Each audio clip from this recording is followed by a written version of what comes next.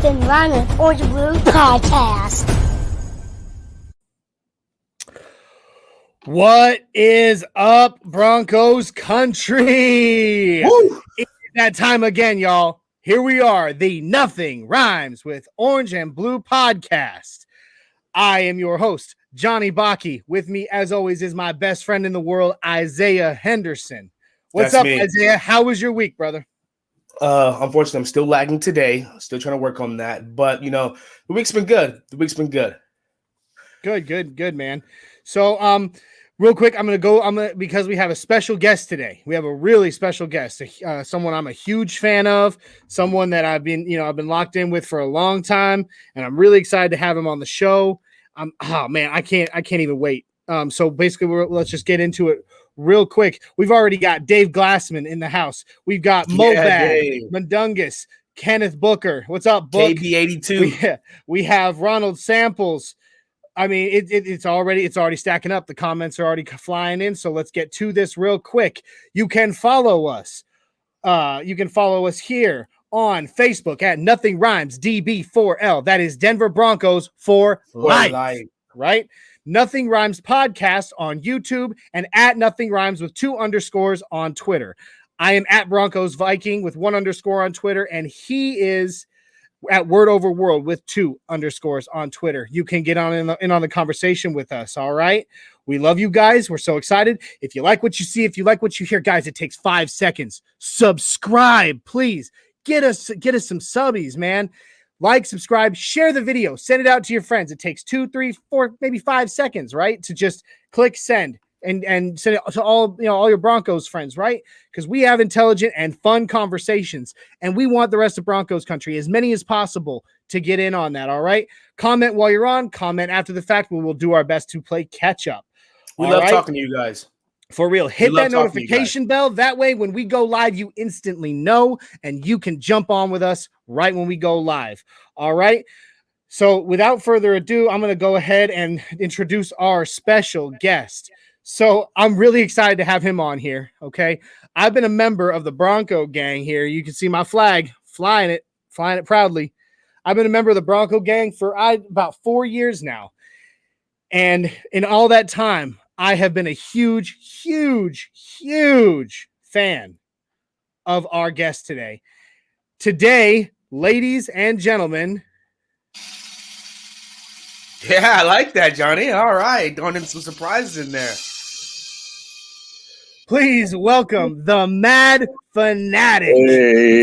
Hey, what's up, man? Yeah. What's up, brother? How you doing today? I'm blessed, man. Grateful to be here. Yeah, so we're blessed and grateful to have you here, brother. Yeah, man. Thank you for taking the time out your day to join us. This is exciting. This is exciting. I mean, I cannot even like begin to describe how excited I am to have you on our show. Yo, the beat on your intro is fire, by the way. I was rocking with them there. Know what?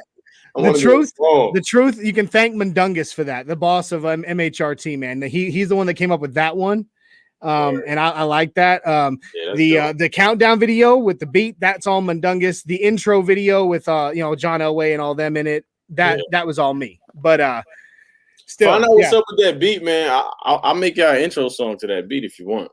Yeah, we got the stamp of approval, dude. From I'm down. I am so down. So we've got all these people in here right now. Denver Gator Vic. Vic says, forgot the Mad Fanatic was going to be on. Well, guess I'm glad you jumped on, Vic.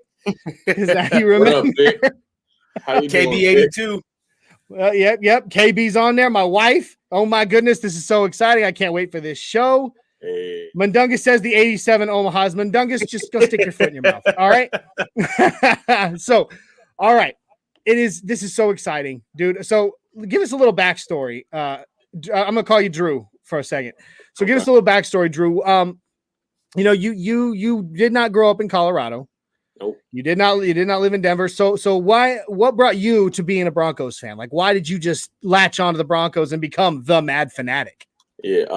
We'll start with the Bronco fan thing. We'll get into the Mad Fanatic after. The Bronco thing, I'd like that jersey you got right there. Right in the corner, that Terrell Davis jersey, the dark blue. Yeah. Those jerseys, I was like, I want that jersey. I got the jersey. Mind you, I'm in 7th grade at the time, and I wear the jersey. And my boy, who's a good friend of mine to this day, is a diehard Chiefs fan. The only Chiefs fan I've ever known and definitely ever been friends with. He goes up to me, starts talking junk about the Broncos, like, oh, blah, blah, blah, something about Rob Smith and that person. And I'm like, I'm pretending I know what he's talking about. And I'm like, oh, yeah, we're going to beat you guys. And now I'm like, because he played Pop Warner. I was a basketball kid. I played basketball and baseball. I wasn't really into football yet. But he starts talking junk to me, and I like want to be friends with him. So I'm like, let me go watch football so I know what I'm talking about next time I ever wear this jersey or anything. You know what I mean? Yeah. Smart man. So I start watching football, so I know what I'm talking about. And it's the year, when they switched to them jerseys, that's when they won their first Super Bowl. So I fall in love with the team. I'm watching them, and I'm watching the whole season though. You know what I mean? Yeah. And by the time they won the Super Bowl, I'm invested. I already know that Elway's lost 3 times, and I'm like, he's gonna get it this time. He's gonna get it. And they win the Super Bowl my first year as a fan, and they follow up and win it again. So I'm hooked. You know what I mean? I'm a Mets fan too. My favorite color is blue and orange. That's why I like the There you go. in the first place. There you go. So I also like the Phoenix Suns when I was young. Orange is really my favorite color, but Orange I is like the the color. combination of blue and orange as well. Seeing a pattern here. So I become a fan. They win. And it's enough, obviously. You win 2 Super Bowls your first 2 years as a fan. You're going to be able to get through those whack years. You know what I mean? Yeah. So I stayed loyal to the team. But as far as the Mad Fanatic doing the music about the Broncos, I used to smoke way too much weed. And honestly, at this point in my life, any weed is way too much weed for me now. Ain't that the truth? Yeah. But back then, I used to smoke way too much weed for even like people that do smoke weed. And after like years of doing it, it just went left on me, and I completely lost my mind. It became like paranoid. They put me in a nut house. They wanted to put me on meds. I got real depressed because I like kind of had to take the meds. You know what I mean? I got scared myself. Just extreme paranoia. They call it a drug-induced psychosis, right? Yep. But Yeah.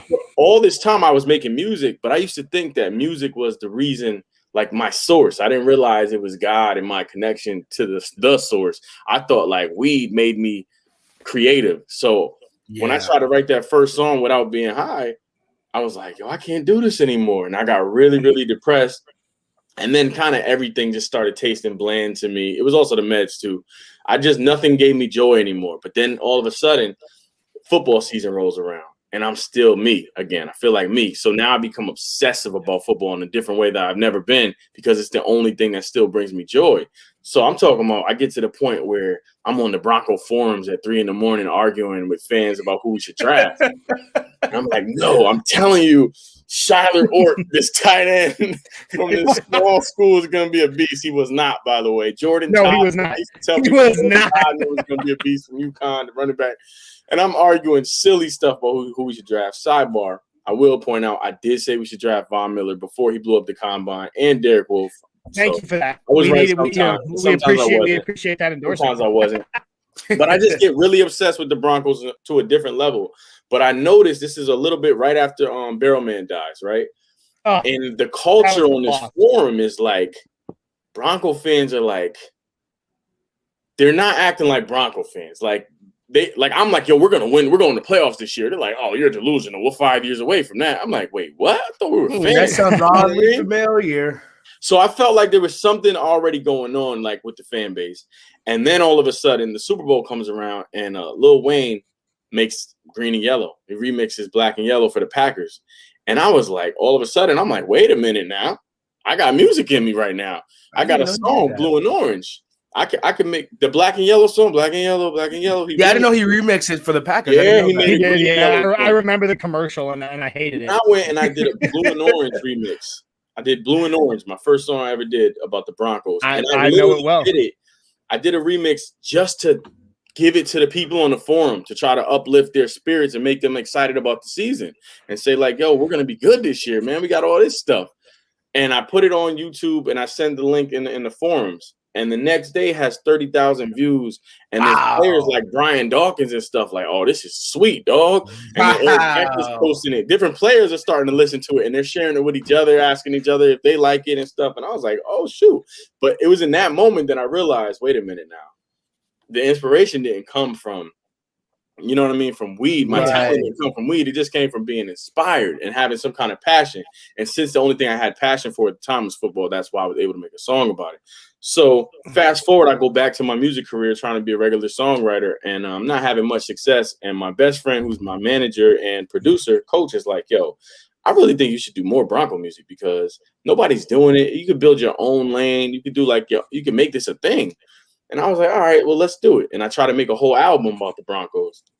It does pretty well. And then I just keep doing it and then doing it. And then I just get this whole identity. I named myself the Mad Fanatic because that's what I named myself on the forums, because I was really struggling with, like, I just went to the nut house. I'm kind of crazy. I got this stigma. At first I thought I was bipolar. They were like, so I'm like, you know what? Out of this situation, something good came out of it. So I just want to remember I went mad. You know what I mean? I went mad. That's dope, man. I was like, I hung on to the name, the Mad Fanatic. And I'll be honest, I've heard every song at least 5 to 10 times. Like I swear to God, like Johnny turned me on to you. And my favorite song is it's funny because when Johnny showed me this song, he's like, listen to the lyrics. She won't think she loves the D. That's my favorite song. He loves the D. Oh my gosh, that's my favorite song. That song gets me rolling, bro. That it's awesome. It's the one about Von Miller. Give me the title. Bronco for Life. Yeah, Bronco for Life. Thank you. Yeah, lock them up, throw away the key. I love that song. I love that. It's crazy where this journey has taken me, just from like combining my two passions, sports and music. Like, on all the songs that do really well, they're just genuinely born out of a real, true excitement. Like, there it is. My wife said it. Bronco for Life every Sunday with Von Miller. He had just signed his deal, and I was like, because he tweeted, I'm gonna be a Bronco for life. And I ran to the studio and I'm like celebrating. And that ends up being my biggest song ever. You know what I mean? Same with Terrell Davis. That was my favorite player growing up. And when when they said, okay, he's gonna go to the Hall, I'm like, they finally got it right. I went right to the studio and I made the song just for myself. Like, well, obviously it's for my fans to appreciate and stuff, but I didn't have any expectations for the song. A couple months later, Terrell Davis is calling me on my phone. I'm like, first of all, I don't have my number. This is crazy. But famous people can just get your number. He just calls me on my phone. He's like, yo, this is TD. I'm like, what? He's like, yo, I want you to come down to the Hall of Fame and perform with me. I want to make this Finally Got It Right, the theme for the whole weekend. It was crazy, man. The experiences I've been able to have from doing music about football is just so dope to me, because, and I realized God is using me to, like, yo, talk about faith, wrap it in this sports vessel, but you're really teaching people about faith. You know what I mean? And hope and perseverance. And let's be honest, outside of just the music, you founded the Bronco gang. Yeah. And I mean, that has brought thousands of the most diehard Broncos fans in the world together. Yeah. And like Bronco gang. It's cool. I mean, like I said, I rep, bro. I rep it too. I'm always repping. I saw that. I saw the ice on the webpage, and I don't have enough money to pre-order. I'm upset. Yeah. Hey, so anyway, real quick, Andrew, how can Broncos country that's listening out here or will listen, how can they become a part of the Bronco gang, and what is the Bronco gang? All right, Bronco gang is a family of diehard Bronco fans. It's it started because being a fan from Connecticut, I used to go to games, and like people would just tell me, like, I'd be like, yes, when we score a touchdown, I'd be like, sit your ass down, and I'd be like ready to be like, what? And there'd be like 20 of them, like, yeah, sit down. And I'd be like, you're right. Or I would go to a bar and they'd stick me in the corner with the little TV, you know what I mean? But then once I became the Mad Fanatic, it was all of a sudden I would have these big groups of people. I would go watch games with tons of people, and I was like, man, I bet there's a lot of people that have the experience I used to have, but let me use my platform and my reach now to start creating a network where people can know where other Bronco fans are. So like if you live in, I don't know, where do you guys live? We live in Tennessee. Okay, Tennessee. We live north of Nashville, just north of Nashville. Perfect example, Tennessee. So like BroncoGang.com, one of the first things I wanted to do with the website was like I wanted to have a member map so people could know where other diehard fans are. That's and you cool. can go look and say, okay, he's in my area. Let me check him out. And you send him a message like, yo, where you watch the game at? Let's go here. You know what I mean? And then all of a sudden you got these little groups all around the world where nobody has to feel alone no more. My whole thing was like, yo, let's connect and be a family. That's why we have an annual Family Day cookout. Yeah. So wow, that's really cool. It became this really dope family of fans. Like it's people, I'm telling you, that found their best friends. It's people that found their wives. You know what I mean? It's like, it's way beyond anything I really imagined it being, but I'm really proud of it. Dude, and you should be. You should be. So Drew, thank you. What's the website because I have to become a part of the Bronco gang? Yeah. Which is stupid because I tried to get you into the Bronco gang when I got into the Bronco gang, 4 or 5 years ago, and you were like, I don't know, man. I don't remember. So now I feel bad. So now I want to be part of the Bronco gang. I like the annual family cookout thing. So how can me and people listening, where do we go to become a part of the Bronco gang and get those cool towels and bandanas that you guys have? You go to BroncoGang.com. BroncoGang.com. Yep. Real easy. You're gonna have to fill out like some questions, like how long have you been a Bronco fan? Who was your favorite player and why? And you know, I literally accept everyone. Yeah, but I do remember this. That's the thing, because I was like, yo, I don't want to be around them fans that they Peyton Manning and they came just because he you know what I mean? That's who I am. But you know what? The loyal diehard fans only. I do remember this, Drew. I remember when I applied. I remember when I put in my application 3-4 years ago. I was driving back to Tennessee from visiting my wife's family in Missouri, and I was doing it on my phone. And I sent in my application, and I mean, I was so in depth on every question. I probably put 150 to 200 words in every box. Mm-hmm. And I sent it, and not even a half hour goes by, and you emailed me personally, and you were like, "That's like the gold standard of application right there." And I was like, yes. I love when people do that. I kind of don't like when people are like, I'm from Colorado. I've been a fan for 30 years. I'm 30. I mean, I am. I was born and raised. But you could have let that was your opportunity. Let me get to know you a little bit. You know what I'm saying? I love when they're like, I used to watch games on my dad's lap all day, and you know what I mean? Or this. Yeah. I love this story. I was born and raised north of Denver. I wore a Broncos onesie home from the hospital. My grandfather was a season ticket holder since the team's inception in the 60s. Like I come from this long line, and you know, and I live it. You know, like my grandfather. If I lost a bet to an Army buddy a few years ago and had to put on a Raiders hat and take a picture, and I swore to God, my grandfather was like ready to choke the life out of me. You know, things like that. So. We got Chris Kelly saying I'm from South Carolina and is a huge Broncos fan, but truly do hope we get Aaron Rodgers. All right, we'll get into that, Chris. My cousin Jay Weaver. This is the first time my cousin has been able to catch us live. This is my cousin. It's the first time he's ever been able to catch us live. So what's up, Jay? It's good to see you, cuz. I miss you, buddy. So I'm gonna go back up in the comments a little ways. It jumped on us. Yep. We have a lot of comments. I got it pulled up, Johnny. So okay, just jumping right off on it. Andrew, Matt Fanatic, let's get down to brass tacks. And this is what everybody wants. Now, if you're not familiar, Andrew has a song about this certain topic, but I'm going to let Andrew go in and discuss. That's right. And discuss. Our number one fan right here, Drew Glassman. Dave Glassman.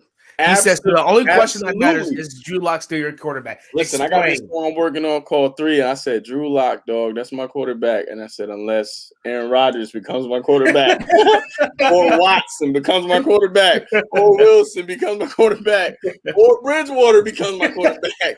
And then I'm like, you know what, Evan, I'm repping really the name on the front, not the one that's on the back. Right. But I love me some Drew Lock, and I truly believe he was dealt the worst of circumstances last season. Everybody was. Let me tell you right now, of all the shows on Mile High Roundtable, you're on the right show. Yeah. Because Isaiah and I both of us, we are both diehard Drew Lock fans. I love me some Drew Lock, and I believe in his talent. He showed me he has it a number of times. Even the way he started off the first 5 games, you see if he knows the system, if he knows the checkdowns, and not thinking about everything, he's not a bad quarterback at all. Sky can be the limit for this dude. But last season, you got to understand the entire offense is learning a new system in a COVID year. That's not – everybody wasn't dealing with that. And they all got but they all had COVID. They were all installing a new offense. That's a big deal. And then your number one receiver gets hurt, so you got rookies. You know what I mean? It's their first time in the NFL, let alone a new NFL system. You know, it's so much going on. The right tackle opts out. The center is – learning on the fly as a rookie himself. It was just a lot, man. So I'm giving him a mulligan for that season. Anybody that's like, yo, he didn't show me that he's the guy last year, I agree with you. But he didn't show you he's not either. You know what I mean? Let's be honest real quick. I'm going to bring this one up just so that the rest of Broncos country can razz him for this. This is one of mine and Isaiah's Army buddies. Micah Donthier, hello from your favorite Raider buddy. What up, man? You can just walk on out, Don. All right, get out of here. Don, I heard from Don Black and silver, walk on, bro. Get out. So hey, did Johnny, did you have an article you want to? Because did you see the article with Cortland Sutton talking about Drew Lock? I have that. So what I'm going to do is I'm gonna keep on while you bring that up. So yeah, I mean, I agree with you. I agree with you, Drew. Obviously it was a rough year, and I'm not trying to make excuses, okay? But face facts. Last year was a rough year, all right? And let's put it into perspective here, okay? Drew Lock has started 18 games, 18 total. Okay, that's barely a rookie campaign. Mm-hmm. All right, like come on, y'all. One more year. I made the mistake last week of using the word deserves. Okay, I'm not going to use the word deserves. I'm not going to say he deserves another chance. I'm going to say let's give him one more chance. Let him have one more shot. We deserve, as a team that's been waiting for a franchise guy for 5 years, we deserve to give him another chance because he might be the guy. He might be. And it's funny because people think the opposite. He's not a top 5 pick. You expected to be ready day one in the first place. He was a guy you expected to wait for a while. They expected Pat Mahomes to wait a year. He started one game his rookie year. You know what I mean? People Drew Lock started crazy thinking he's just supposed to make that jump and be great overnight. It takes time. No, it's just and what it really comes down to, Drew, and I've said this before on this show, what it really comes down to, and I understand this, is Broncos country sick of losing. We are a winning franchise. We've been used to for decades having, a good team for seeing it all, seeing a winning team. And for the first time ever, we have just watched all these, losses loss after loss after loss, season after season. And Broncos country is impatient at this point. And I understand that. I get it. But I don't think that means we just need to, jump, just kick him right out the door just because he had, a bad year. And Drew, you take a different approach because what most people say is we've been waiting so long for a franchise quarterback. We can't be patient. But I actually like your approach because we've been waiting so long for a franchise quarterback. We should give him another chance. And next to that point, so Cortland Sutton, they asked Cortland Sutton about Drew Lock, and what you're starting to see is, and I think Teddy Bridgewater is probably one of the best backups or the best QB competitions we could have gotten because I know he's feeling it, but Drew's feeling it. But there's a motif, there's a pattern developing in Broncos country in Dub Valley about Drew Lock, and they're saying the same thing over and over. And it says this. Can you guys see the screen, Johnny? Can you guys see the screen? Yeah, I was waiting until we were done with this conversation to bring it back up. Okay, is it back up there? Yeah, it's still here. So that's from Mahai Huddle, the other podcast on Sports Center. So Cortland Sutton recently went to bat. Recently, you said what? Sports Illustrated Fan Nation. Yeah, so Cortland Sutton recently went to bat for him, revealed the third-year quarterback is attacking 2021 with a newfound zeal. Quote, being able to see him this offseason he's been up here pretty much every day since the season ended. Multiple people have said that. George Payton has said that. I believe it was Dalton Reisner that said that as well. And he says, quote, I get to see him pretty much every day. I talk to the dude, and his mind is on a different level when it comes to the game right now. Why? Because the sheriff is in town. That's why.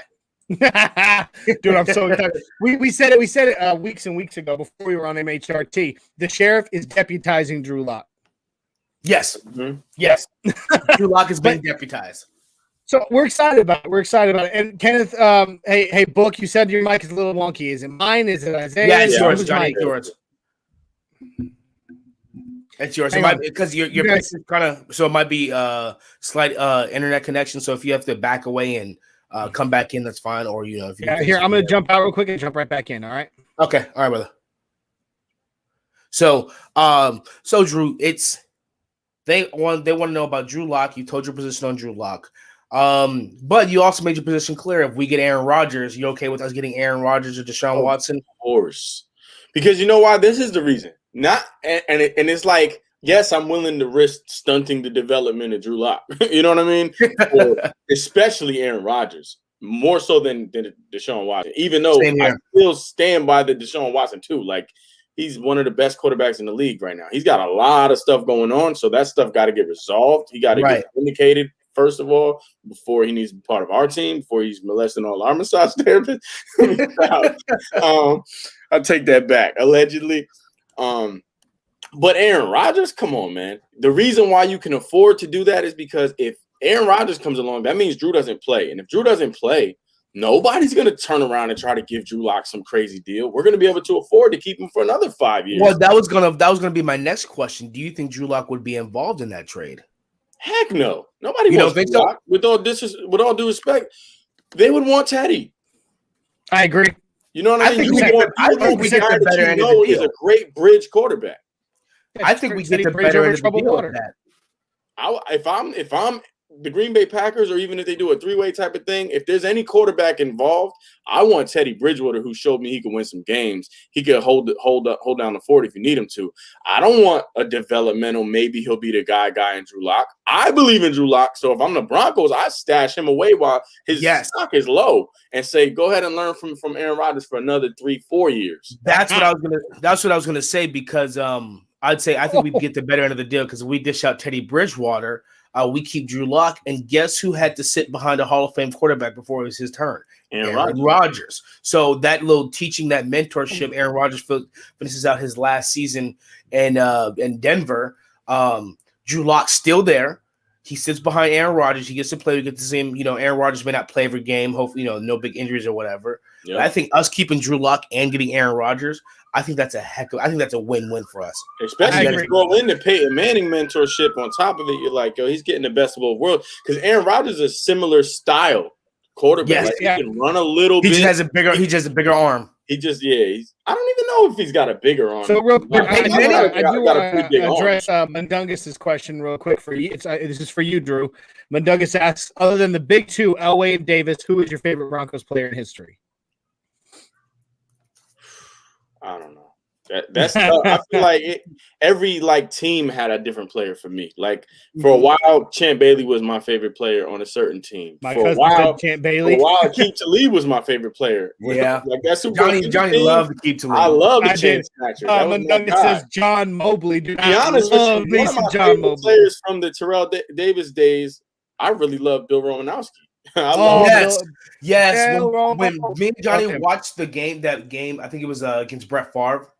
I know. Yep. He was all over the place. Yeah. I really started to grow to like him. One was crazy too. The Falcons Super Bowl, when he was like, I almost had you. Then on the very next play, he sacked him. He got him. Yeah. Chris Chandler. I like what Mundungus talked about John Mobley. Dude, I love John Mobley. I also liked, and I love Tebow during the Tebow time. I love Neil Smith. Mm-hmm. Yeah. I love Demaryius Thomas. I love everybody, to be honest with you. One of my favorite players, period, the most overlooked, underrated player, I think underappreciated player ever, Rod Smith. Great dude.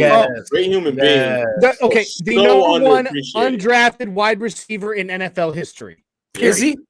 Yeah, he was undrafted, and go look up. I don't have him right now. Go look up his stats. You will be blown out of the water. And when he was pulled off as an undrafted, and when he was playing, people like I said, my boy, he would talk about Rod Smith was the guy he gave his props. He didn't talk about Shannon Sharp. He was like, man, Rod Smith unstoppable. That he was leading the league in yak at the time, yards after catch. You remember the Super Bowl? He took that jump 80, damn near off the rip, the 80-yard pass.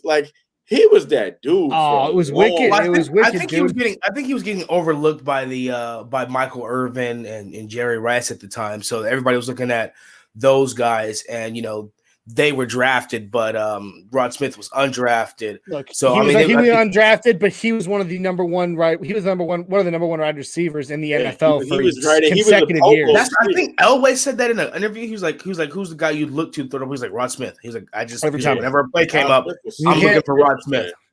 And you can't forget Eddie Mack. When Mundungus said Eddie McCaffrey, He took every hit like a G. I love his son too. When he except for when I wanted him so bad when he was drafted. I wanted Christian McCaffrey so bad. Except for when his leg snapped. That sucked, man. Oh my God, that was one of those moments, man. You just Steve Atwater, leg fold.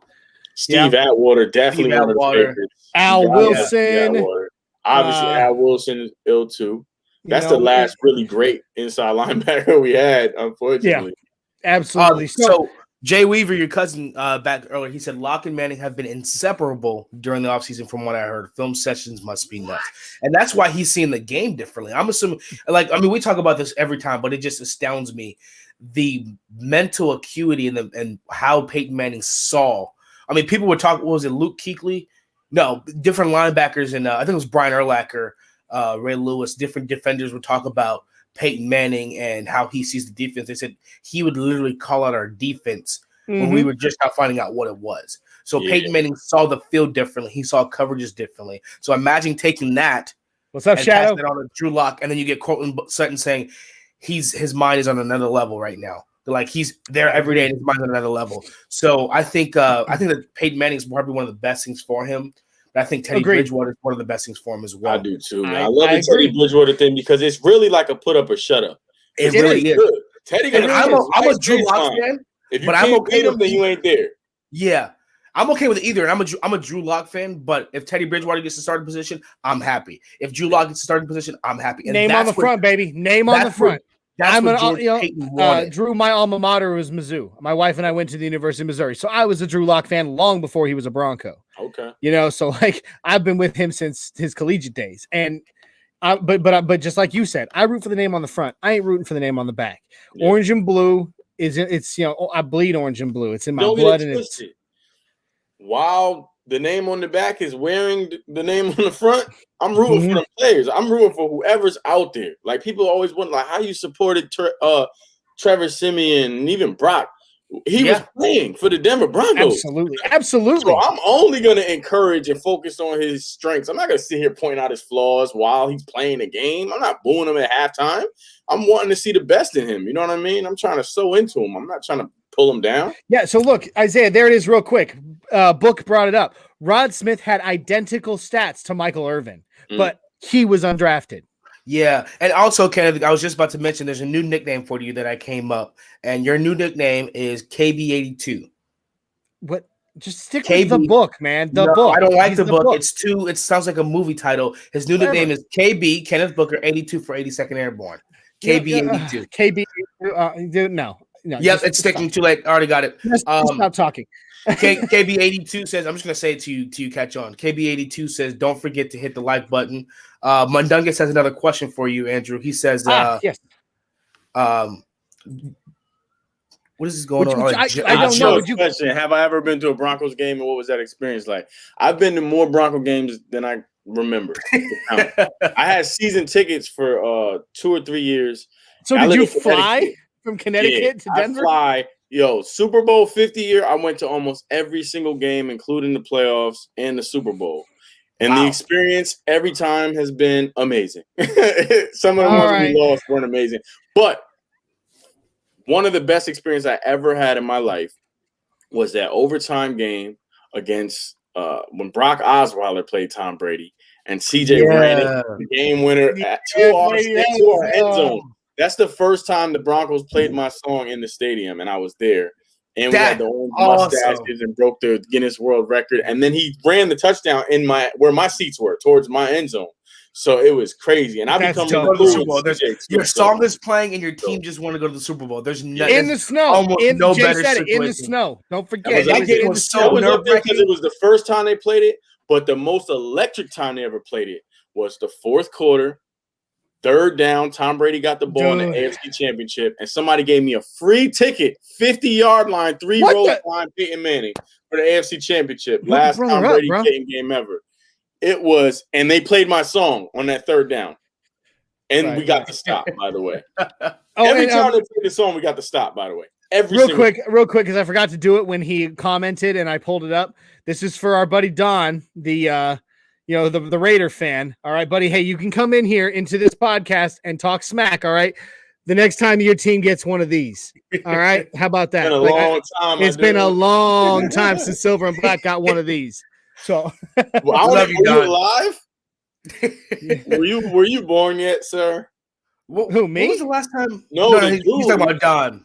He's talking about Don. Silver and Black. I doubt it. I don't know. I can't remember the last time. I thought it was the early 2000s, wasn't it? Or was that the last time they went to the playoffs? Thanks, Shadow. It's been over 30 years. Curb stop that like button. It's been over 30 years since the Raiders. There it is. So no, Don. I don't think Don was born. Don, you weren't born the last time the Raiders won a Super Bowl. So yeah, just keep yakking. Anyway, hey Johnny, this is just for you. Kenneth Booker says he loves KB82. I know, and our homeboy Mo Bad, he said hashtag KB82. So let me have this. So I'll let you have it. I'll let you have it since we hashtag Mo Bad. Yeah. Thank you. Hashtag All right. Mo Bad. Bad Fanatics said shout out to KB82. KB82. So we're done. Don said he wasn't born. Don said he was not born. So on to the next topic. You said you root for the players on the field. So let me ask you about a player, whether or not you root for this person. Juwan James, who was recently cut by the Denver Broncos. What is your feeling about that whole situation? I mean, I know the Broncos legally had every right. As a football fan, as a fan of the Denver Broncos, I'm like, this is the worst free agent acquisition in the history. As a human being, I feel for the man because I'm like, you about to lose all your bread. As a human being and a Christian. At the same time, part of me is like, but you did just get like $20 million to do nothing. Yes. So you same time, I'm like, invest your money right. You'll be all right.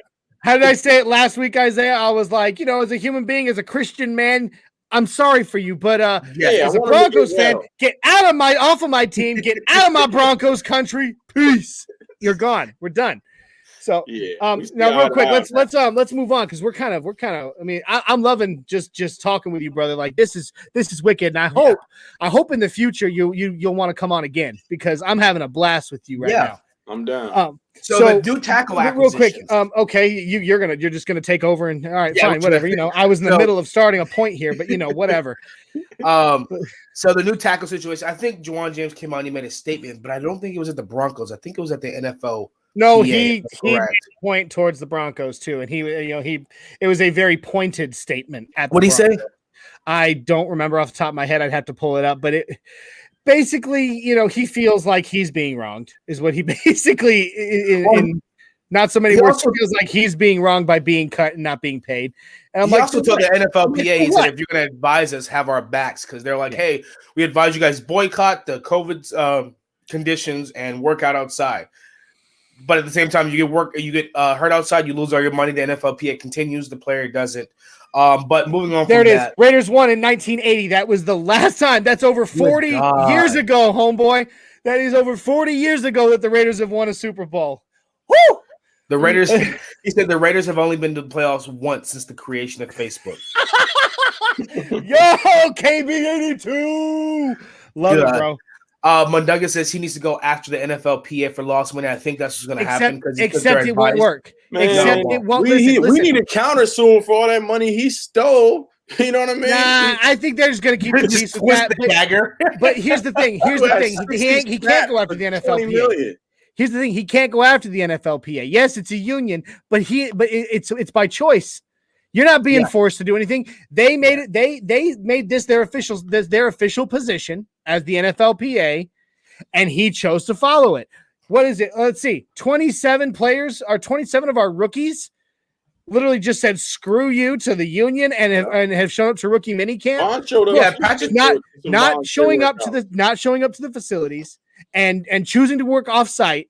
That's a choice. That is your choice. You don't have to do what the NFLPA says. They're not twisting your arm. They don't have you in shackles. They can't make you do jack. I was mad. Therefore, therefore he could sue them all he wants, and Judge Judy might toss him, a dumb sucker for it. But that's all he's gonna get. You're saying Judy, you're mad at, you said you didn't like what? When they first made that statement, the NFLPA was like, on behalf of the Broncos, we're deciding to. Like almost like a solidarity, like we're not coming to the voluntary workouts. Yeah, okay. And then they threw in the nonsense that by almost every metric, last year's play was it better than ever? Like, what? Please. What are you talking about, yo? And it was terrible. The 49ers and the Broncos got decimated by injuries. So I have no idea. That's irresponsible to even say that. And they're not in solidarity. And it's crazy because they're not in solidarity at all. Look, because our number one Raider fan, I love it here. Even though he's a Raiders fan, Don, I'm so sorry for you. The fact that he's still jumping in because he's our homeboy and he's our friend and he's like, hey, we love you, Don. He says, hashtag the rookies want it more. And that's the truth. They interviewed Patrick Surtain and they said, why didn't you opt out? And he said, I haven't proven anything to opt out. Why would I opt out? He's like, I haven't shown anybody anything yet. But there's two sides to that thing, though. You got to understand, This is still business. There's still politics involved. most of these rookies don't have deals yet. Right. So Yeah, I'm I mean, what is it? doing Only this 6? I hardworking think it guy. actually signed so far. I'm still putting my sales pitch on like we just started dating. You know, I'm not gonna be Yeah. no.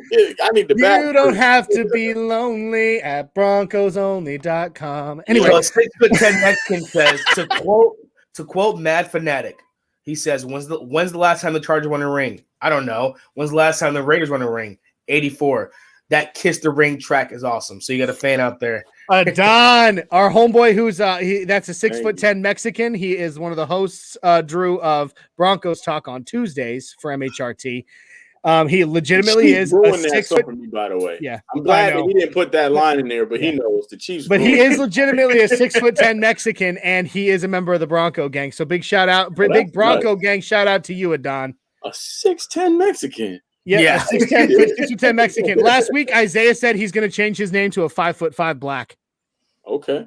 Yeah. So question. So for a while after Juwan James tore his Achilles, Broncos country was extremely worried. Like, this is why we should have got a tackle in the draft and all this stuff. And Broncos I still think we should have, but that's beyond the point. That's the one reason why I brought. But hindsight's 2020.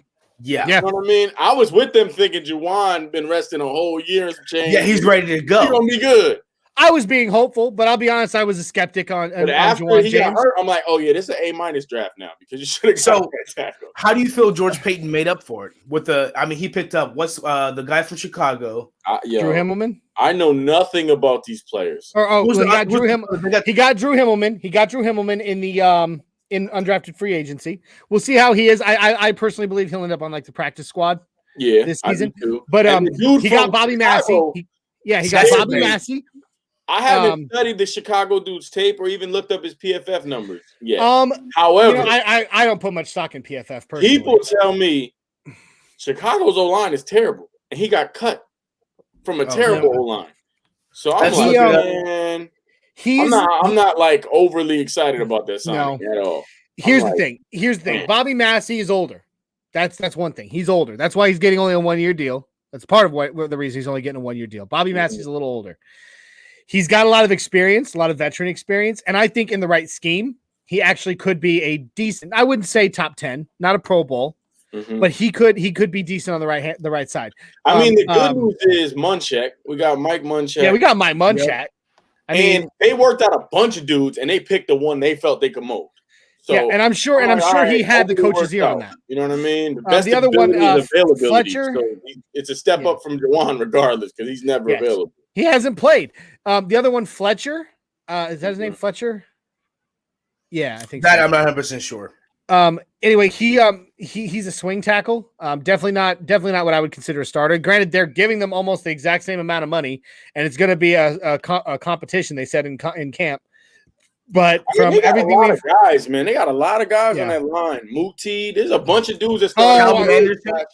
I cannot wait to see Natani Muti. I cannot wait to see. I think it's Natan Muti. Yeah. We're going to have some competition there. Cameron Fleming, thank you, Ron. Ronald Sample says we also signed Cameron Fleming. Yeah, so Cameron Fleming, he's more of a swing tackle. He's a good backup. You know, he's a good fail safe when it hits the fan. You know what I mean? But hold on, go up right there. This is the dude from Chicago. Yeah, this is Bobby Massey. 3 sacks allowed, one penalty. That's pretty good. Out of 407, out of 470 snaps. You said what you didn't say again, Drew?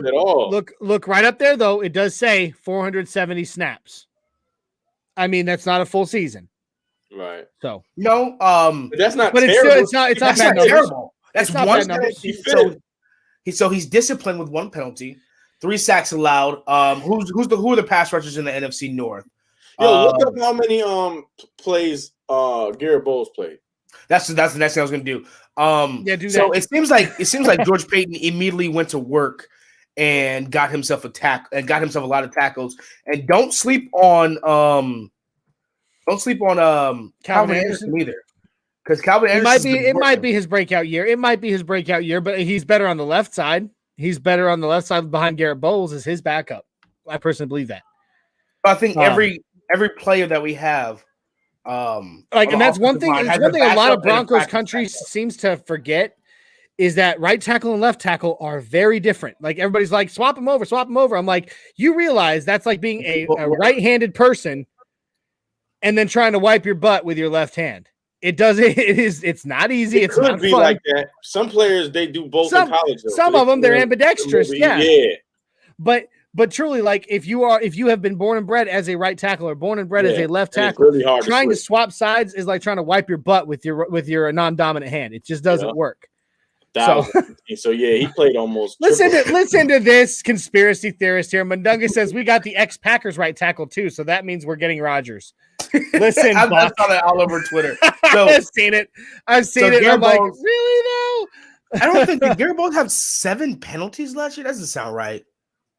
Last season? Yeah, I don't think he had 7. I know a few he of those did. were bad. He did, but you got to understand 7 compared to the penalties he had accrued over the previous 3 or 4 seasons before that. Yeah, so he's in the top 10, top 10 in penalties, top 25 in snaps played. So no sacks allowed. And well, understand though too, his penalties weren't all holding penalties this past year. Sometimes he gets crazy personal fouls every now and then. Yeah. Like jump off sides.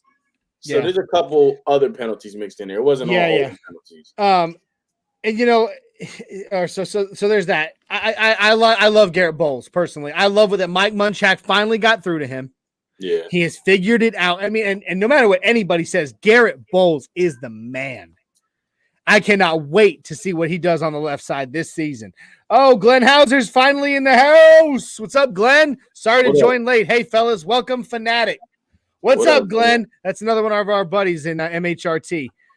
So, yeah, that's right. There it is. Mundungus brought it up. He got that one personal foul for almost getting in that fight that Fangio had to pull him out of. Yeah. So, I mean, I will let that fly. What am I coming on for? What am I coming on for, brother? Like, tell me, because I'm confused. Yeah. Yeah, so he's one of the guys that, like, I was ready to give up on. Like, I'm glad to eat crow. All of us were. I was happy to eat crow on that one. I was very happy to eat crow on that one. So, Cameron Fleming, is this the other guy that we signed? Because he will not start, I guarantee. Go up. I can't go up. I can't see. Yeah, that's him. Yeah, he will not start. Same amount of penalties as, like I said. He's the same amount of penalties as Garrett Bowles, and he's also top 10 in sacks allowed. Ooh. All right, so my cousin, he has a hot take. Go ahead and bring down the stats on Cam Fleming. My cousin has a hot take here, and here's why. He says Cush will finally come into his own at center this year. Rookies are tough to be successful. He was starting better towards the end last year. A little bit. Didn't they say that they were going to start Quentin Minor? It's going to be a competition between Quinn Miners and him for center. And speaking of, like, let's go ahead and talk about rookies real quick because we're at the 49-minute mark. We might go a little bit over. It's not often we get a really cool, guest on our show, so we might go over. But let's talk rookies a little bit. Let's talk the draft. Some undrafted rookies. I want to bring in this article real quick. I'm not going to go crazy on it, but I think it's kind of cool to see how these rookies are stepping up to this. So 27 players report to Broncos rookie minicamp. So that's 27. I mean, that's over half over half of what would be a 53-man roster. Granted, not all of these rookies are going to make the 53-man roster, but still, that's exciting to see. So here's the mini camp. 9 members of the draft class are there, which is 9 out of 10, right? So we have our number 1 overall pick, Patrick Surtain there. We have the running back, my favorite pick of the draft, Javonte Williams. That's a good pick. Yeah, I agree. We have our new offensive lineman, Quinn Miners, belly of the beast. Linebacker, Baron Browning, safety, Caden Stearns, safety, Jamar Johnson, wide receiver, Seth Williams, who I personally believe is going to be the dark horse of this draft class for the Broncos. Now that Glenn, have had a chance to sit down. Being a starter in a couple years. Yeah, he might be. I agree. Glenn, I did finally get to sit down and watch some tape on Seth Williams. And okay, I'm sorry that on our post draft show, I only gave 30 seconds to Seth. Cornerback Kerry Vincent and Marquise Spencer all have been there. Undrafted, we have a guard. I honestly don't know any of these names except for this one right here, offensive tackle Drew Himmelman. There's another one that I like, which is Andre Mincy. I do know him as well. The outside linebacker. But we have 11 undrafted free agents there, 4 players trying out for the team, and 3 eligible first-year players in Kendall Hinton, Trinity Benson, and Demaria Crockett. I think that's how it's pronounced, or Demaray. I don't know if it's Demaray or Demaria Crockett. Tryout players. That's so cool. That's really, it really is, cool. Man. It really, really is. And over the past couple of days, there have been some really cool videos put out on Broncos.com. Just short. They were like 30 to 40 seconds long, just showing some of the rookies just doing their, going through the motions, coming out of the locker room, taking some pads reps with the coaches and things like that. But dude, it's exciting to see it. I've been loving it. Quinn Miners, of course, has got his jersey rolled up, above the belly of the beast, and he's and at one I saw one video. Somebody said the belly is breathing, and it like his stomach was like expanding in it.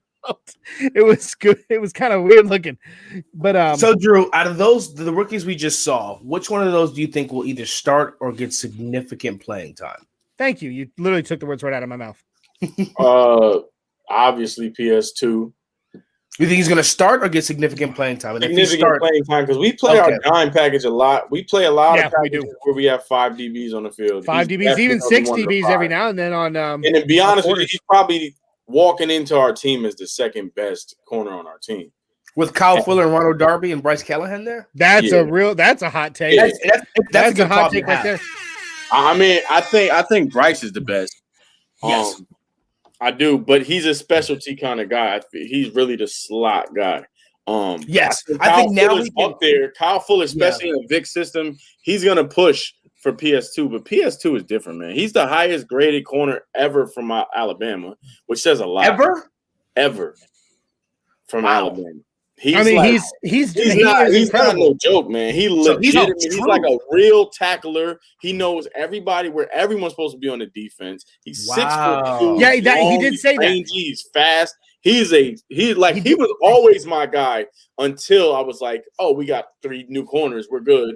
You know what I mean? I'm like, we don't need him no more. And he said that. He did say that. He's literally sitting there studying the playbook, like in and out. He literally said in I think it was during this week's rookie camp mini presser with him. He said, I am reading or I'm studying every single position, every single player in every single position in our playbook. That way, when the play comes down, I know who's going to be where and what they're going to be doing. So I know where I need to be, even, if the play breaks down. And I'm like, real quick, Dave, third best corner. Yeah, I mean, like I said, that's a good problem to have. Dave is joining the Bronco gang, yo. I also think that Javonte is gonna he better get tons of snaps. You know what I mean? Dude. He's gotta at least, but the dark horse in that race though, Boone. The way they talk about Boone, they know something we don't know. Here's the thing. I forgot about him. There's just not enough. Here's the thing I like. I like Boone. I do. There's just not enough tape on him out there. He hasn't played enough snaps. You said there's not enough tape. You talking about NFL tape? You talking about college tape? Both. I mean, I guess I look at it. I look at it as the way he looked in college. He's been, it's been a few years since then. So I've been trying to keep up with more what's current. George Payton personally scouted him in college. Personally, wow. He fell in love with the player. And then you got to understand the one start he had in Minnesota, he ran for like $140. Yeah, he took kind of stashed him. They was like, shh, don't tell nobody. You know what I mean? Put him back over there. Put him back over there. He's kept in a tuck on the low behind 2 really good running backs. And then you give him $3 million. That's good money. That's Philip Lindsay money. That would have made Philip happy. You know what I mean? I think, or was it 1.3 or did they give him 3? I felt like they gave him okay, so hey, I'm gonna call this out real quick. So Dave Glassman did say that his Bronco gang application has been submitted. Shout out to you. That right there, Drew. That's our number one fan. And review your application and hopefully accept you. I mean, that's our number one fan right there. Broncos. You seem like a diehard already. And Mo's asking, where can you he join the Bronco Gang? Mo Bad. That's right. BroncoGang.com. BroncoGang.com. Yep. I've been repping for 5 years there, Mo Bad. That's yes. Freeman is probably going to be an early cut. Practice squad because it's not. Look, if he makes it to waivers, he'll probably get thrown on the practice squad. Yeah, I agree. Jay, cousin, like here's what's happening with Freeman. All right. And this is not just me that says this. He came into the NFL used up. Like, he had the go ahead and look at it this way. Oregon. He had more snaps than any running back, I don't think just in Oregon. I think in NCAA history. And I mean, listen, running backs, they're, everybody who says I hate that phrase, running backs don't matter. I hate that. Yeah. But I do believe, running backs they get beat up, and they get beat up quick. You have maybe 3, maybe 4 years of premium play from running backs before most of them start to go, to drift downhill. But to be honest with you, hasn't looked bad. No, but he just hasn't been given a lot of opportunity. But even then, when he has been given the opportunity, he hasn't lived up to the hype that was he. It's hard to just jump in there and just do it. Because I mean, you're behind Philip Lindsay. You were sharing snaps. No, he was ahead of Philip Lindsay. He got sat down because he got injured, and Philip Lindsay took off, and that's what happened. But his rookie year, he was doing good too. Yeah, he was. It's just, I think ever since he had that injury, I think it's 2 things for Royce. And I think what it is one, the injury happened, and it's hard to come back sometimes from certain injuries. It just is. And number 2, I think it got in his head. I really do. You hear about players talk about the yips and things like that. I think getting sat down for the injury and then watching the undrafted player that was sitting behind you take off and literally become the Philip Lindsay of Denver legend. Because I don't care what anybody says. Philip Lindsay is he's down in the annals of Broncos history. I don't know. I don't think that legend gonna last too long. No, maybe not. But it was still something really exciting. The way he's handling the exit is it was on draft night when we drafted Devontae, the laughing emojis and he just being salty. I don't know. I feel the way he's leaving isn't the way you're gonna leave if you're trying to be a legend. You know what I mean? He's not trying to stay in our good graces. Mundungus is asking Drew. Mundungus is asking Mad Fanatic, when filling out the Bronco Gang application, do you want my real first and last name or Mundungus Creevy? Either one, whatever one you want us to have. That's what's up. So, Ronald Sample, Kerry Vincent, cornerback, LSU is a beast. He is. I mean, there's some exciting. I'm excited about him, but Philip, who? Vic, just walk on, bro. I like Philip. Don't get it twisted. I did too. I liked the story. I think that's what really sold it for me with Philip. It was the story. The Colorado kid grew up going to Broncos, summer camps and all this. Goes to CU, goes undrafted, gets picked up by his hometown team, and goes to a Pro Bowl as an undrafted rookie. It was such a Cinderella story, and it was so cool. And I think it was mostly sentimental. I think if he would have stayed on the team, he would have had a big bounce back year. I think last year messed him up for a number of reasons. Yeah. You having a kid for the first time. Even he came in a little out of shape. He didn't look like himself. He didn't have the abs showing and the thing rolled up. He didn't look like him. He's staying up. He's not getting the sleep he was getting. We all know what it's like to have. Well, I know what it's like to have a little kid. You know what I mean? First time dad. I have 3. You're kind of in your feelings too at the same time because you're like, they just gave this dude all this bread, and they got me still living in my dad basement. You know what I mean? Yeah. It's like I have 3. I have 3. Our boss man, he's got 6. So I'm like that messed him up, and the system wasn't really fit for him like that. No, it wasn't. But I think he was going to be able to go back, look at the tape, and he was going to come back with a chip on his shoulder, and he was going to be like, "Let me go do this now." But at the same time, I think he might not have wanted to be there anymore. So it is what it is. Bad application for Broncos Gang is submitted. We are getting more and more family. Dude, because that's what this is. That's what this is. The Bronco Gang, y'all, for those that aren't part of it or have never heard of it, it's the biggest family of diehard Broncos fans in the world. Get on the train, bro. Really Get on the train. Join the gang. It's really all over the world. Like I did 2 concerts. I called them Bronktoberfest in Germany. Yeah, I remember that. Germany. I went to Germany and did a concert in like a little pub from the 1930s with like 100 diehard Bronco gang members in Germany. It was bananas, yo. Yeah, we watched the game too. We watched the Broncos game and then I did a concert. So what I'm getting is, I think, in my opinion, you said an A-. I think George Payton. So off the top of your head right now, without thinking about it, what holes do we need filled? Right tackle. Even though even still? I mean, like you said, like we both all acknowledge, we got a bunch of bodies in there. Hopefully we come up with somebody serviceable, but we don't have any right tackle by any means. So warm bodies. What I'm saying is George Payton. Same with inside linebacker. Our inside linebacker room is there's a lot of bodies. There's one guy really athletic in Browning who may get molded into a great guy. That was my next question to you, which is Justin Sternad or Baron Browning. Justin Sternad came off an injury, but he's been in the NFL. Yeah, I think Brown is going to win that because for me, the problem with the position is the game has changed, right?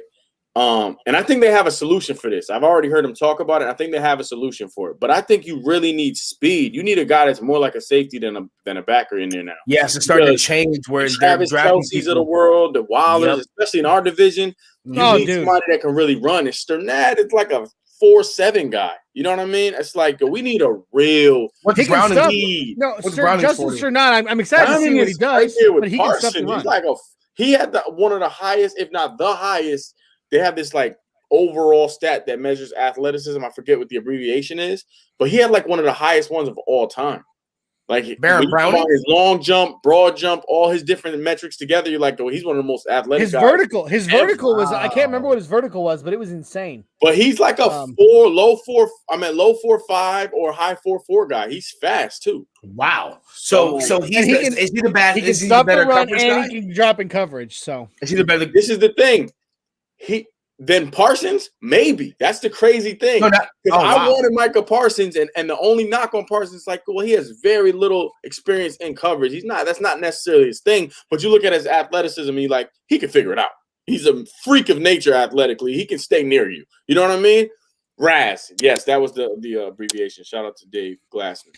Jay says Malik Reed is the new Shaq Barrett. Don't let this one go. Yeah, he had 8 sacks. But I agree. So, I love his pass coverage. You think Baron Browning's a better pass cover than Justin Sternad? I don't know. I don't know. But he definitely don't have the experience that he has.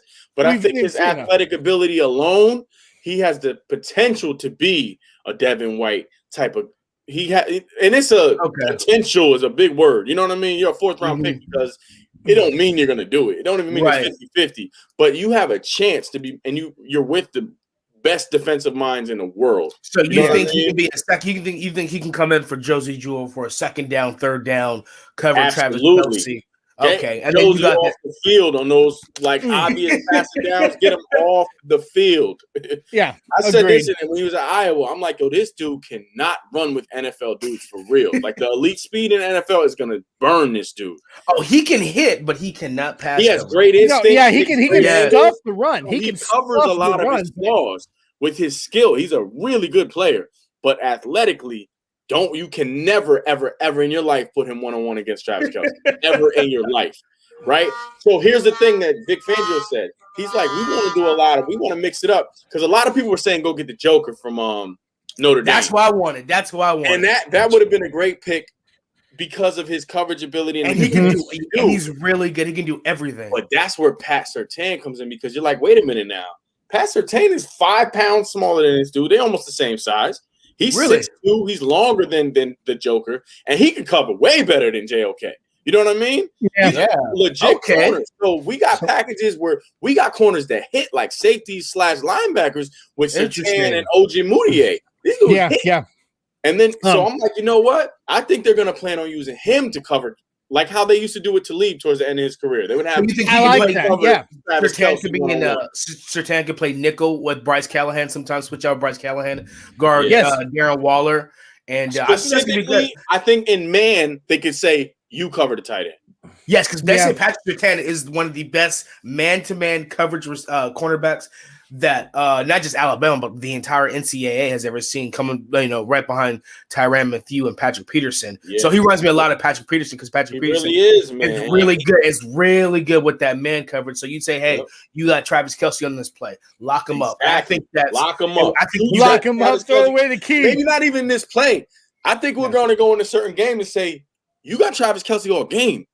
Yes. That's all we want you to do today. You're a rookie. You got fresh legs. Whenever Travis Kelce's on the field, you're on the field. Just mirror Travis Kelce all day.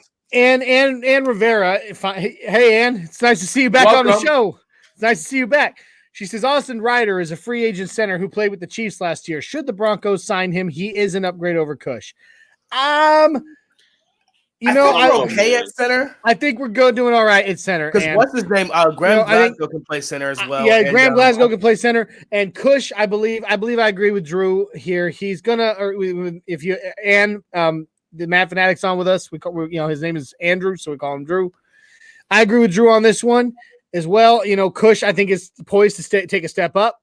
Yeah. And honestly, we just got Quinn Miners, and from what we saw from Quinn Miners, I think he'll be a very intriguing player at center as well. Yeah. So I don't think we need to go be spending that kind of money on a veteran center the way that Austin Ryder is, because that'd be a lot more. That'd be some cap that we could be putting elsewhere. So that's my opinion. Yeah. So your front seven, Drew. Besides, you know what? Take away Von Miller. Take away Bradley Chubb. Take away Mike Purcell. Take away Shelby Harris. Okay, fine. Who's the other defensive end next to Shelby Harris? Because I just realized that all those positions are locked up. Mike Purcell got paid. Shelby Harris got paid. Von Miller got extended. Bradley Chubb's fifth-year option was I think Draymond's going to start. I think Draymond Jones. Shelby and Draymond Jones are going to be big contributors. I think they're going to be I think they're both going to have – well, Shelby had his breakout season last year. But I think Draymond is going to really get himself some money this year. I think. Yeah, I agree. He's going to be that guy. This is Draymond's third year. Right? Yeah, he's going to be our Malik Jackson this year, in my opinion. And some people are talking about that Broncos may have a top 5 defense in the NFL. Absolutely. It's not a top 2 easily. Secondary. On paper, I believe the Broncos are 1 or 2. This is an exclusive thing only you guys know and my manager. I got this song coming out on this project I'm working on. It's called Top 5D. It's we got a top 5D again. You heard it here first. That's exactly what you absolutely have a top 5D, man. No, for real. I honestly, on paper, right now, number 1 or number 2. Yeah, they want 3. They want to blow up. Definitely Cleveland. top 5. Yeah, they want to blow up Cleveland right now because on paper Cleveland looks really good as well. But they just don't want to. The only time they've really given Broncos credit for anything this offseason, is the Teddy Bridgewater signing and actually a lot of analysts really like the Javonte Williams draft. Listen, they really everybody gave us credit for figuring out how to get Kareem Jackson to come back for half price. Yes, for half price. That was Raymond Douglas.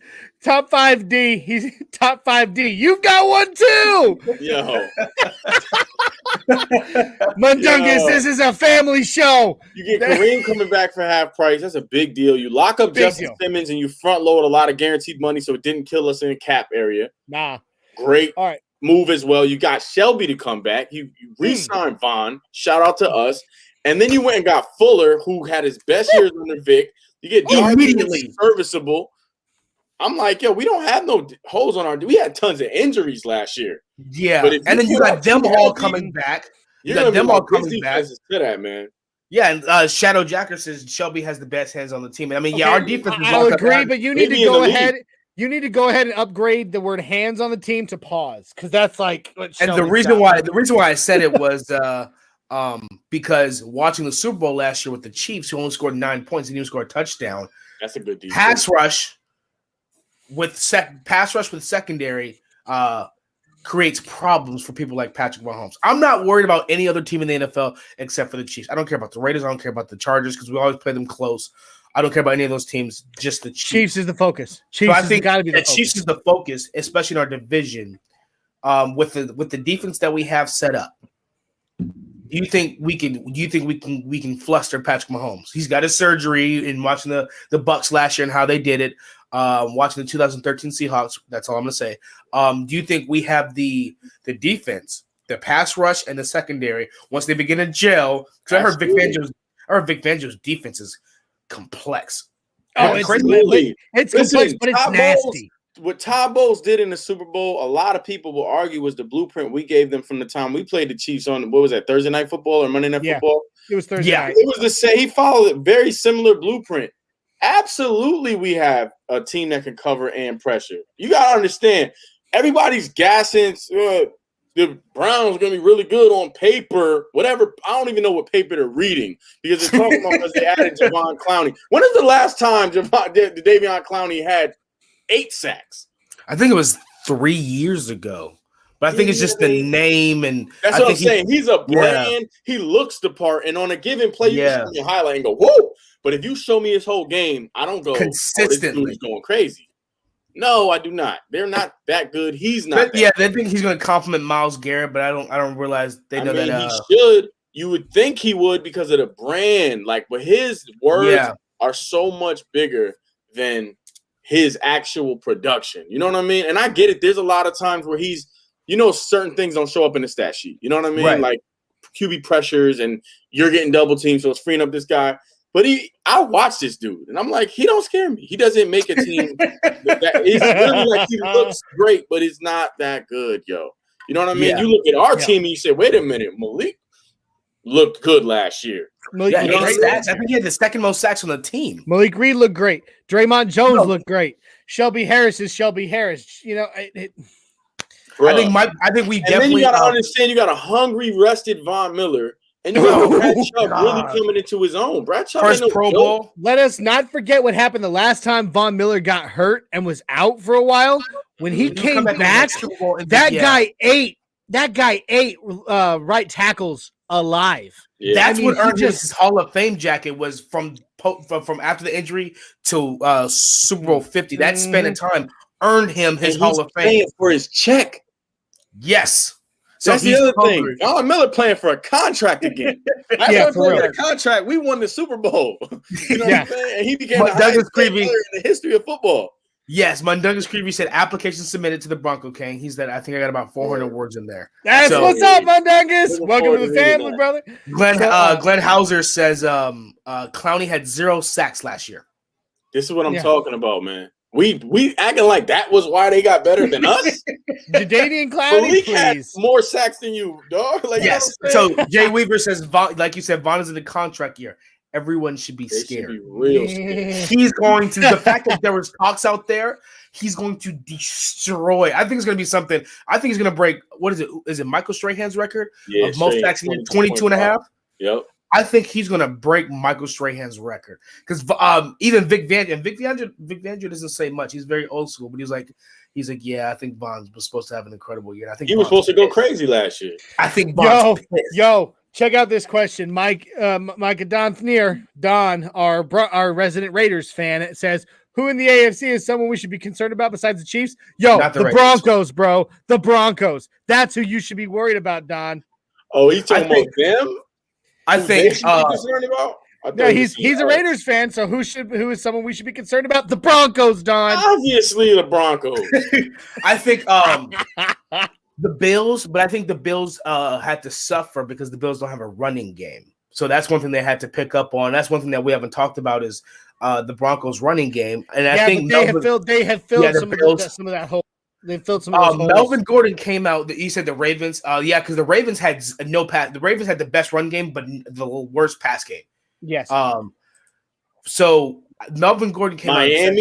Miami's going to be really good this year. Miami is a dark horse. You know who I want to watch? You expect Tua to make a jump.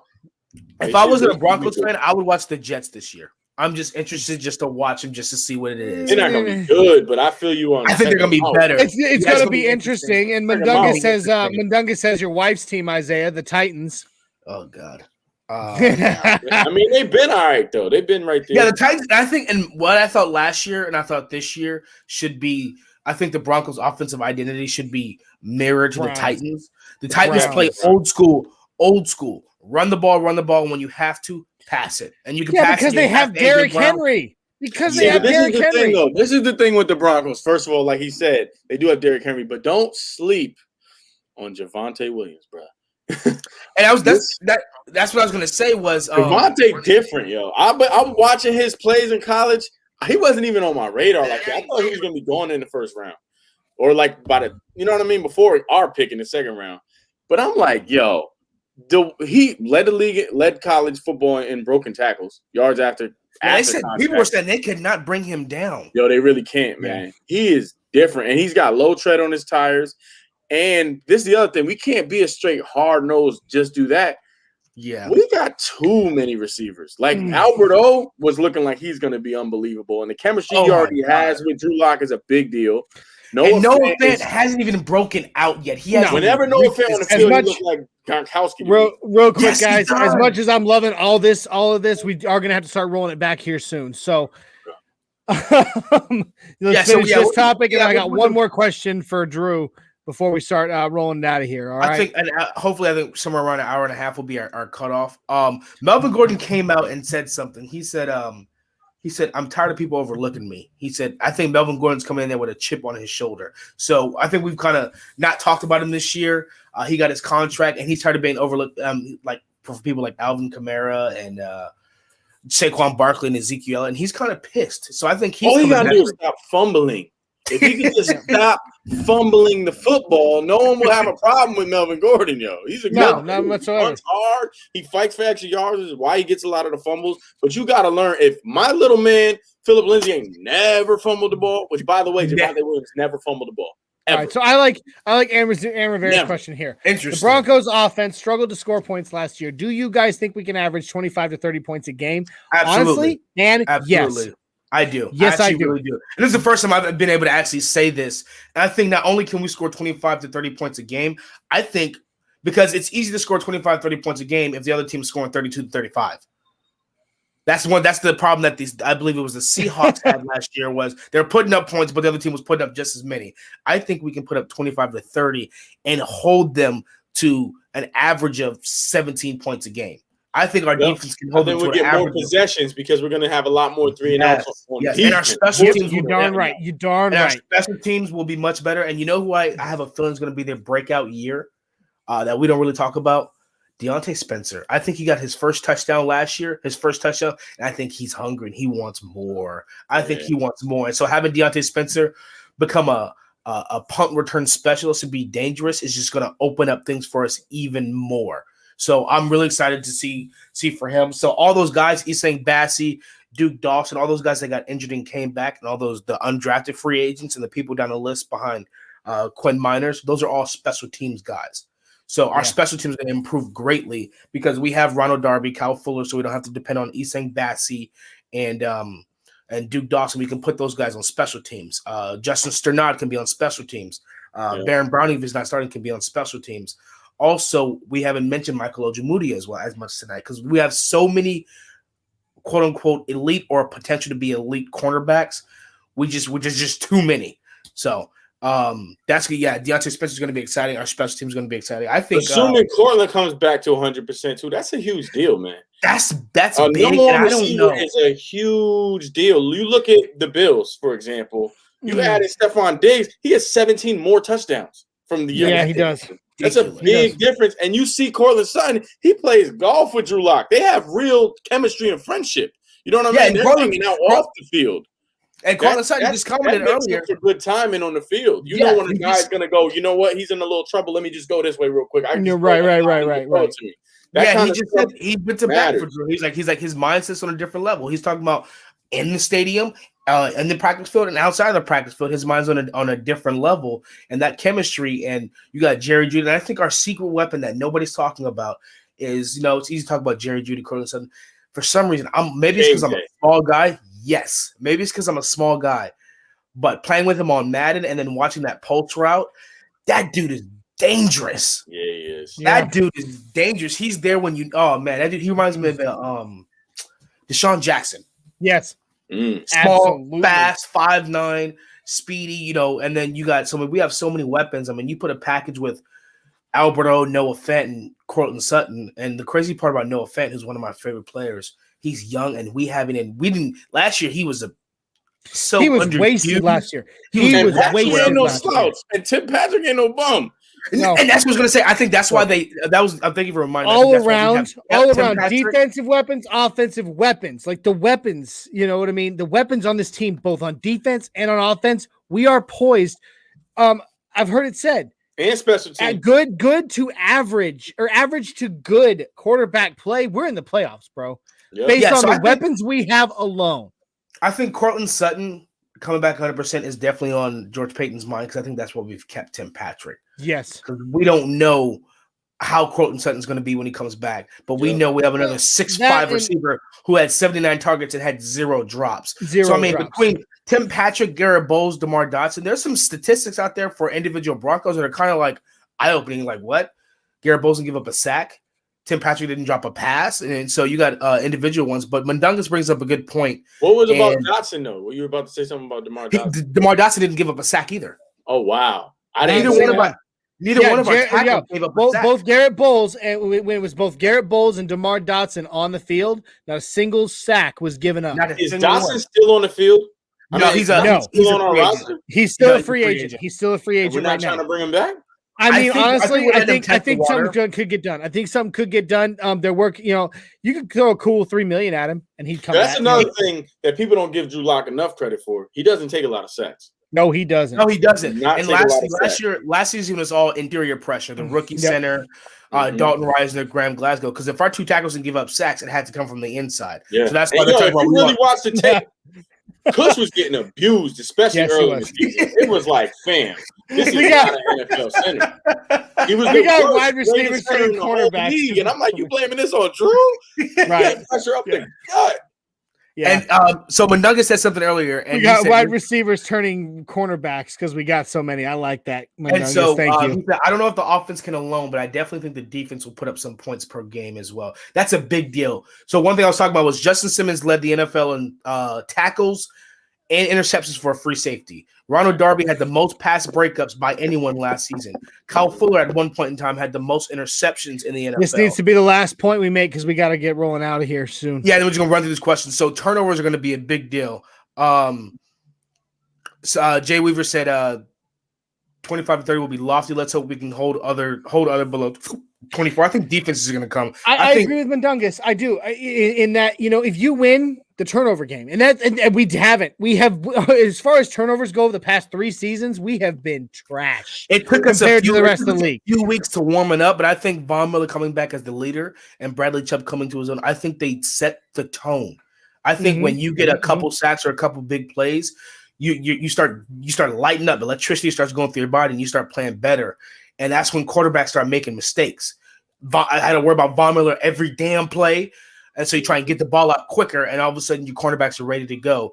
And Jerry Jeudy, Alabama's best receiver last year, and Patrick Surtain, Alabama's best cornerback, are going to be going at it back to back. Jerry Jeudy's a fantastic route runner. Patrick Surtain's a great man coverage defender, so they're going to make each other better.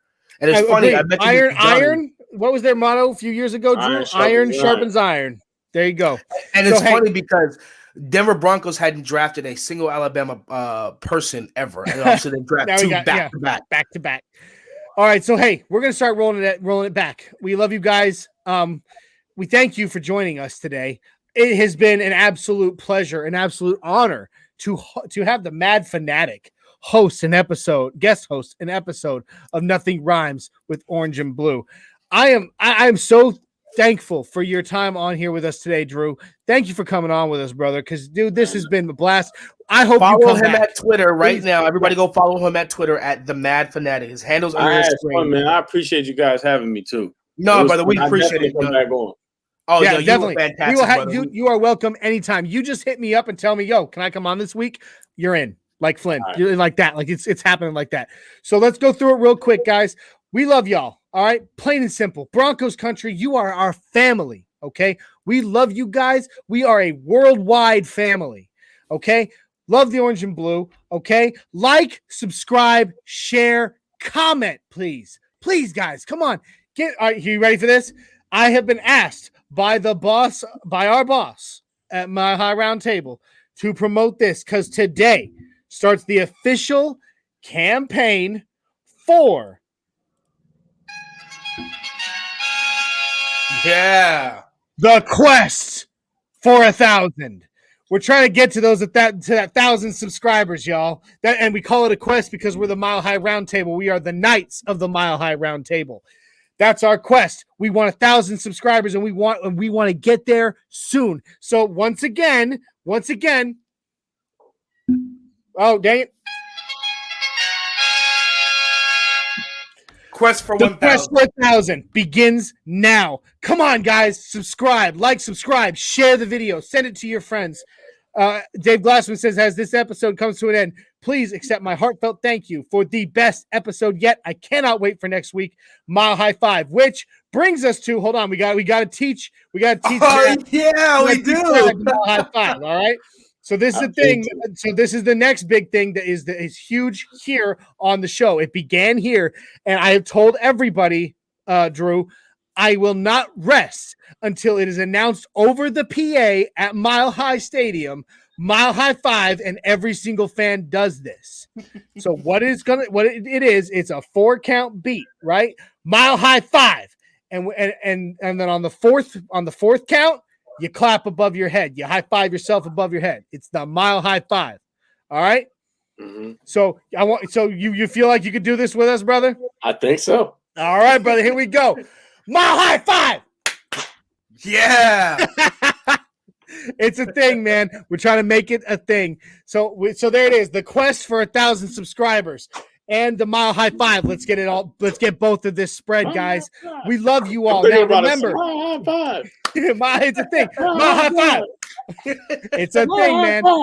We're gonna make it a song, man. Let's make it a thing for real. Dude, make it a song. You make that the song. I will beg you to let me turn it into my intro video. I swear to God, bro.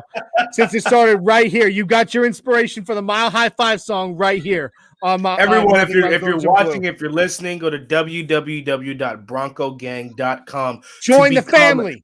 A part of the Bronco Gang, where Broncos country comes together, and we see each other, and we know who's who and where's where, and we can be with other like-minded Broncos. And that started with the Mad Fanatic. Follow him on Twitter at the Mad Fanatic. He is a pillar of the Broncos community, and we absolutely love him, and he is fantastic. Thank you, Drew. I mean, it's just been an absolute honor. I am at Broncos Viking on Twitter with _. Isaiah over there, he is at Word Over World with _. There you go. That's just for you, Adon. That's just for you, a 6'10" Mexican. Real quick, you can find us on at Nothing Rhymes, or on Facebook at Nothing Rhymes DB4L. Denver Broncos for life. You can find us on YouTube, Nothing Rhymes Podcast, and on Twitter at Nothing_Rhymes_. Also, we are on all MHRT podcasts platforms. Just go on any of those: Facebook, YouTube, Twitter, and Twitch, where we go live at 6543 every Sunday. You can find us also on all the MHRT podcast platforms there. Guys, it has been an absolute joy, an absolute pleasure. We love you, Broncos country, and we cannot wait to see where this season is going. I mean, I am Football so needs to come back now. Football needs to come back now. Plain and simple. We are so pumped. Mad Fanatic, brother, thank you for joining us. We cannot wait till the next time you guest host with us here on Nothing Rhymes with Orange and Blue. Do not forget, y'all, we have other shows on MHRT every Tuesday at 7654 on YouTube, Facebook, YouTube, Twitter, and Twitch. We go live. Okay, that's Broncos Talk with a 6'10" Mexican and Richie Rich A, our buddies, our 6'10" Mexican and our favorite Canadian. That's Broncos Talk on Tuesday. Thursday, also at 765, or is it 7? Yeah. No, 6543. No, 76543. Whatever. You know what it is. 7654. Thank you. On YouTube, Facebook, Twitter, and Twitch. That is the Mile High Roundtable MHRT podcast with Mundungus Creevy, Glenn Hauser, Mr. Boggins, and a 6'10" Mexican. Do not miss those shows, guys. Subscribe to our show. Subscribe to their shows. Let's make this the biggest fan-led podcast community in the world. That's the goal. Again, I'm just gonna do it because you know what? I want to. The quest for 1,000 subscribers. Who chose that song, Johnny, in the background? That'd be me. I had fun with it. Okay. All right, guys. We are going to go ahead. I'm going to get this off our face, first of all. There we go.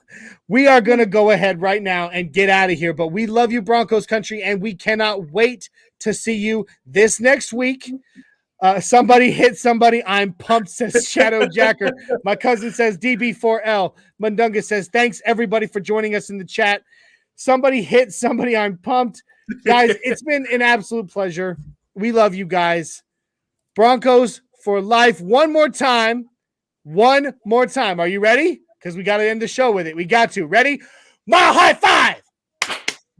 I got to work on my timing. And Broncos country, we are out.